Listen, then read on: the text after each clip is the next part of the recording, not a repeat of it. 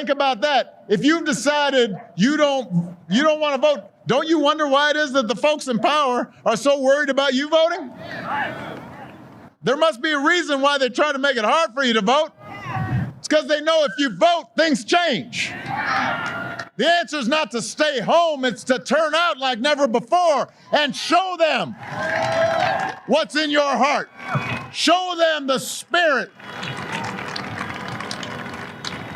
of community. So remember the days when we used to just enjoy watching Obama do speeches, rallies, interviews? There was something extremely special about listening and just watching him share information about the world as far as politics, his position in politics at the time, heading into the presidency, and everything that we've seen from Obama as an amazing orator. I just love listening to his speeches, even if he may be lying to me about whatever he's talking about. His ability to captivate an audience is absolutely incredible. Kind of like Steph Curry can shoot threes from anywhere. He could shoot them with his eyes closed. Whatever you want to talk about when it relates to that, the ability and the mastery of that is absolutely amazing to watch, which is why I started the video the way I did. So when you think about Kamala and her speeches, though, now I don't have a dog in the fight, so I want to make that clear. There's just something missing about those speeches. And there's things that are extremely similar to things that we've seen when Obama was doing his campaign. And we're like, okay, this is oddly familiar. Is Obama now running the actual campaign for Kamala? Okay, so great. Let's say he is. And let's say that we actually have proof for that, right? So now what do? Do we feel good about that? Do we feel indifferent about that? So in relation to her speeches, do you actually feel her speeches and do you believe them, right? So whether you don't like the comic relief of Trump or you don't like the charismatic ability of Obama, what can you actually say about her speeches? And I'm trying to be fair here, other than her reading the teleprompter night after night at every rally. So you may say, well, that's kind of a hit. I don't know. Is it a hit, though? When you think about that, is there actual wit? Is there actual humor? Is there something that you actually remember about her speeches when she has them at the rallies? That is the question. So if Obama is secretly running this operation now, heading into the election, do you feel confident about that? So let's see the kind of proof that could actually show that maybe, just maybe, the Obama team, if you want to call them that, are actually running this thing right now. David Plouffe worked for Obama, helped get him elected. He said Obama's really running the show here. Listen. Watching the campaign now, some of Obama's, David Plouffe and others, are now working on the campaign. You're getting the Obamas shifting from running the White House to now running this campaign. This is the most liberal ticket in the history of American politics. We do not want to put San Francisco and Minnesota across this country.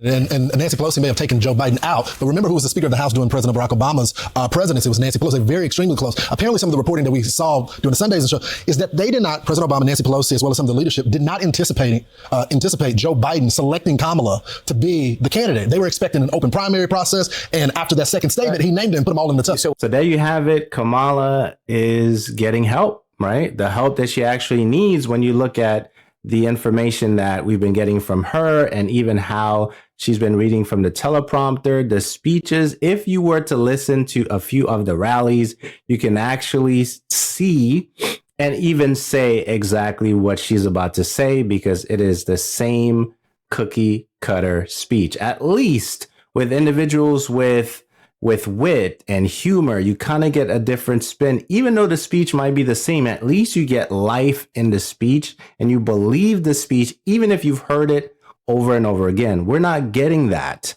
with Kamala. And you know that, and I know that. So what do you think about David Plouffe running everything now? Are you surprised by that? And why? So the question is, why would you bring in, this team or this dream team to run those things? Well, the reason you'd bring the team over is because this team actually needs help.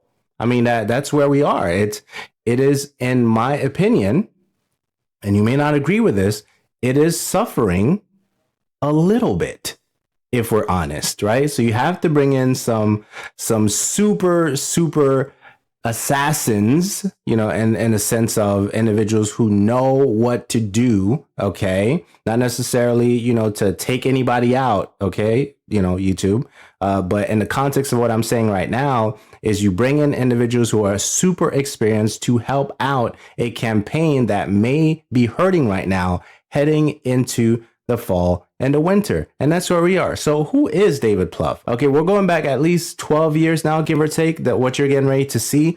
And this guy is super sharp. And there's a reason why Obama won when he did. There's a reason why this guy is back on the scene, because he's the real deal. And when you need help, you bring in the real deal. What does this all mean for the race against President Obama? Let's begin with that and the president's top strategist, David Plouffe. Good morning, Mr. Plouffe. Morning, George. So hearing Rick Santorum say he's going to keep on fighting must be music to your ears. I know you and the president, your whole campaign, think this whole process is helping the president's chances. But our latest poll shows that President Obama is in a dead heat with Mitt Romney, despite the fact that this process has been going on so long. If this process is so grinding for Republicans, why is Mitt Romney tied with the president? Well, George, you know, at the White House, we're focused on doing everything we can to help strengthen the economy and create jobs and develop the kind of clean energy future we need. In terms of the campaign, we believed all along this is going to be a very close election. Presidential elections generally are.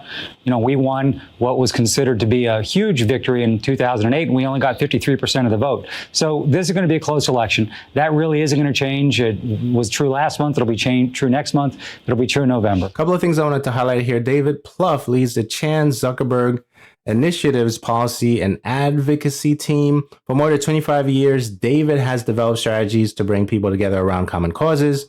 In this highlight here, his role as manager of Barack Obama's 2008 presidential campaign, right? He held senior positions in government and the private sector, okay? And then further down, you have, he is a veteran of several congressional, gubernatorial, and presidential campaigns, and served as executive director of the Democratic Congressional Campaign Committee and senior staff member to Democratic leadership in the U.S. House of Representatives. Okay, so this guy is the real deal. And why is he part of this campaign? Because this campaign needs help. So before we get to the last part, I just want to let you know that I don't believe any of these things happening, whether it's the blue side, the red side. I'm somewhere in the purple side, right? The purple side is the middle. That's where I'm at. I'm looking at what's happening on the left side. I'm looking at what's happening on the right side, and I don't believe it.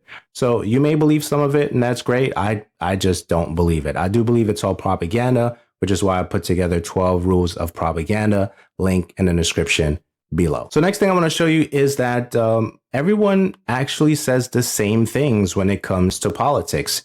You just have to find individuals who show you that they're all saying the same things. You know, someone can say, hey, I had a bagel for breakfast. You hear another side say, hey, you know what? I had a bagel for breakfast, right? And you think it's silly what I'm saying right now, and that's okay. That's okay. You can think it's silly, but I want you to see it for yourself, that when it comes to these candidates, whatever is happening, whatever they're running for, at some point, they start saying the same things just to get your vote. Yes, that's the name of the game. I get it, which is why I call this game House of Cards. Raise the minimum wage and eliminate taxes on tips for service and hospitality workers.